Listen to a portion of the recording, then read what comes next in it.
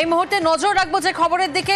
বিভাগীয় তদন্ত, লালবাজারের পুলিশের সন্দেহজনক কাস্ট সার্টিফিকেটের নিয়োগ তদন্ত, অভিযুক্ত কনস্টেবলের বিরুদ্ধে এবার বিভাগীয় তদন্ত লালবাজারের। অমিত প্রতিনিধি আমাদের সঙ্গে রয়েছেন। অমিত, জেলা প্রশাসনের কাছ থেকে রিপোর্টের পরেই কি করা পদক্ষেপ? একেবারে দেখো, পশ্চিমবঙ্গ আদিবাসী কল্যাণ সমিতির তরফে যে 94 জন কলকাতা পুলিশের কনস্টেবলের বিরুদ্ধে অভিযোগ আনা হয়েছিল যে তাদের কাস্ট সার্টিফিকেট বা তাদের সার্টিফিকেট সন্দেহজনক, এই অভিযোগ পাওয়ার পরে অনুসন্ধান শুরু করা হয় লালবাজারের তরফে।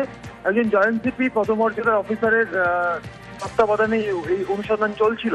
জেলা প্রশাসনের কাছ থেকে ইতিমধ্যে রিপোর্ট এসছে, তাতে দেখা যাচ্ছে যে একজন কনস্টেবল যার 2012 সালে রিক্রুটমেন্ট বা নিয়োগ হয়েছিল কনস্টেবল পদে, তার কাস্ট সার্টিফিকেট বা তার এসটি সার্টিফিকেট সন্দেহজনক ও ডাউটফুল বলে রিপোর্ট পাঠানো হয়েছে জেলার তরফে।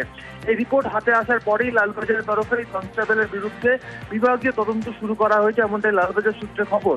তোমাকে জানিয়ে রাখবো যে পশ্চিমবঙ্গ আদিবাসী কল্যাণ সমিতির তরফে চলতি বছরের ফেব্রুয়ারি মাসে কলকাতা পুলিশের জয়েন্ট সিপি হেডকোয়ার্টারের কাছে তারা লিখিতভাবে অভিযোগ জানিয়েছিলেন যে 2012 সালে যে কনস্টেবল নিয়োগ হয়েছিল তাতে এসটি, যারা নন এসটি ক্যান্ডিডেট তাদেরকে এসটি সার্টিফিকেটের বিনিময়ে নিয়োগ করা হয়েছে। তারপরে অনুসন্ধানের নামে লালবাজার এবং ইতিমধ্যে জেলা প্রশাসনের কাছে রিপোর্ট হাতে আসার পর একজনের কাস্ট সার্টিফিকেট ডাউটফুল, তার বিরুদ্ধে বিভাগীয় তদন্ত শুরু করা হলো।